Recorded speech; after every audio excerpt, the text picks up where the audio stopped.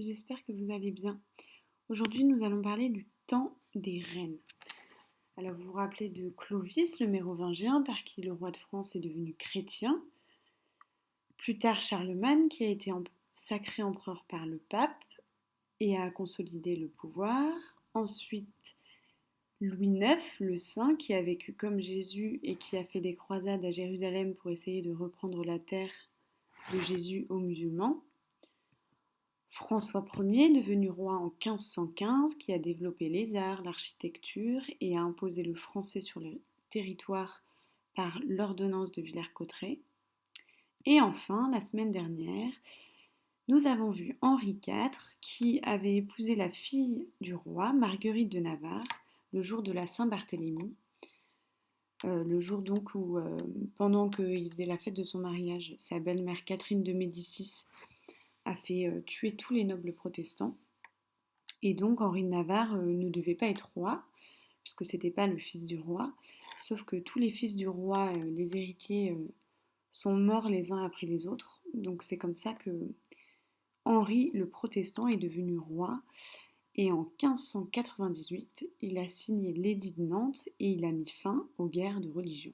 Ouf. Mais dans tout ça, nous n'avons pas parlé de reine. Nous avons parlé d'aucune reine.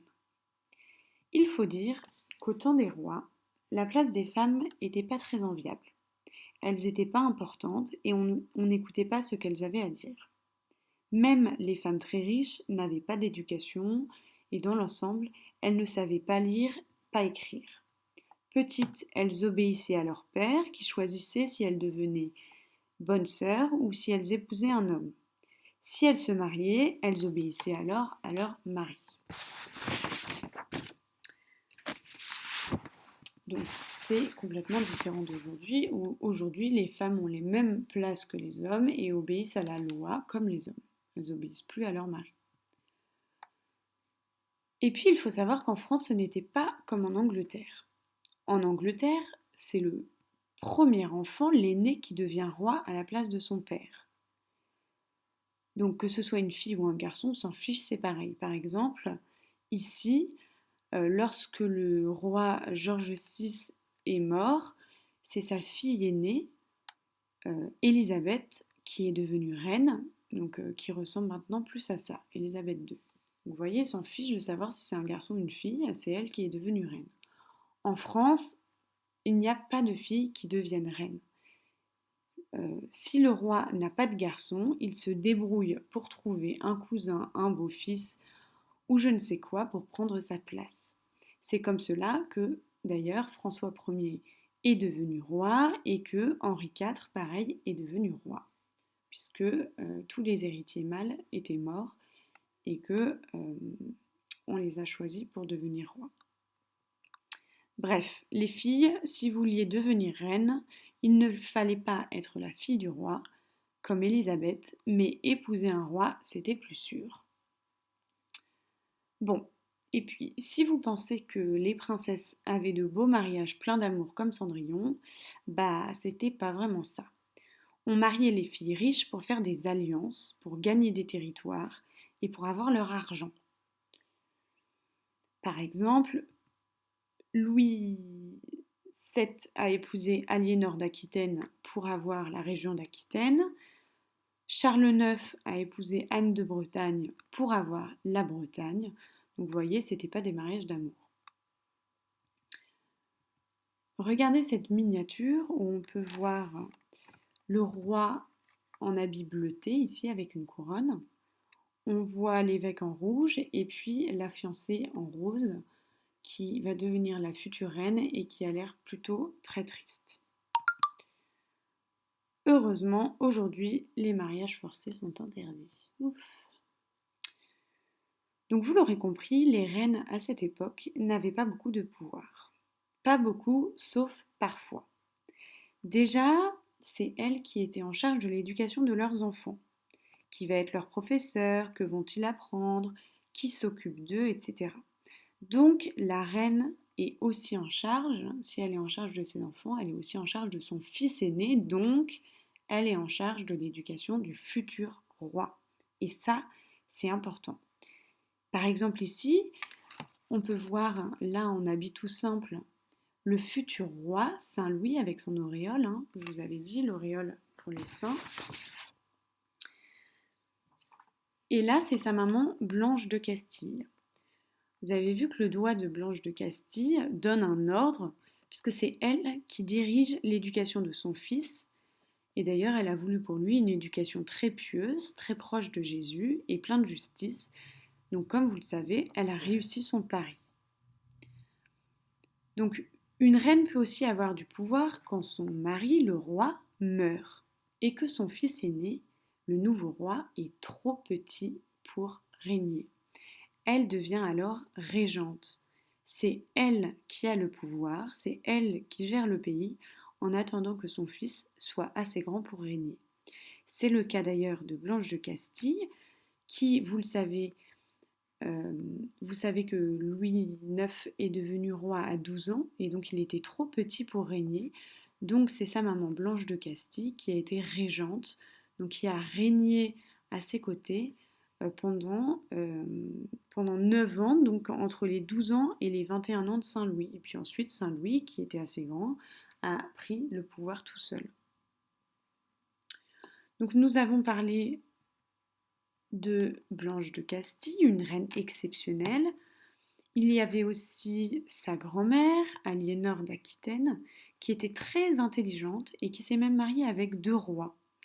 D'abord, elle s'est mariée avec le roi de France, Louis VII, à qui elle a donné l'Aquitaine, mais qui a divorcé d'elle parce qu'il n'arrivait pas à avoir d'héritier, il n'arrivait pas à avoir de bébé. Et donc peu de temps après, elle s'est mariée par choix, donc elle a décidé, ce qui était fou à l'époque, pour une femme, elle a décidé d'épouser le roi d'Angleterre, Henri II, et avec lui elle a eu beaucoup d'enfants, dont Richard Cœur de Lion, que vous connaissez peut-être. Donc c'était une reine magnifique, elle était très très belle, elle s'habillait très bien, elle était très courageuse et très intelligente. Donc ça c'était la grand-mère de Blanche de Castille. Il y a aussi, plus tard, il y a Anne de Bretagne et Catherine de Médicis. Donc Anne de Bretagne, regardez cette miniature, elle est assise sur un trône, donc elle est devenue reine et elle tend la main pour recevoir un livre d'un moine qui est habillé en noir ici. Cela montre bien qu'elle aimait beaucoup les livres. En effet, elle était très intelligente et elle a donné donc la Bretagne à la France.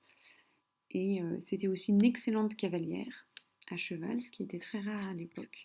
Donc Anne de Bretagne, elle a eu du pouvoir et puis elle avait un sacré caractère parce que à 12 ans, elle a tenu tête au roi qu'elle a épousé plus tard, mais elle avait un sacré caractère. C'était une reine incroyable.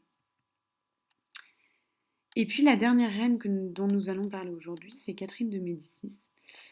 Catherine de Médicis, c'est une Italienne à l'éducation incroyable aussi, qui a vécu à Florence, donc au milieu des arts, des artistes, des sculpteurs, etc. Donc elle avait beaucoup de culture. Et à 14 ans, elle a épousé le fils de François Ier, donc le futur roi.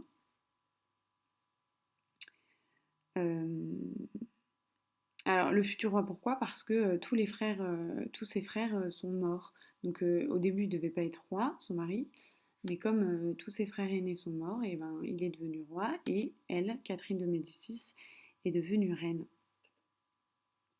Donc quand son mari, qu'elle aimait beaucoup, alors que lui ne l'aimait pas, il préférait Diane de Poitiers, donc quand son mari est mort, elle a décidé de s'habiller en noir jusqu'à la fin de sa vie et elle est devenue mère régente. Pendant 30 ans, elle a eu un réel pouvoir en France.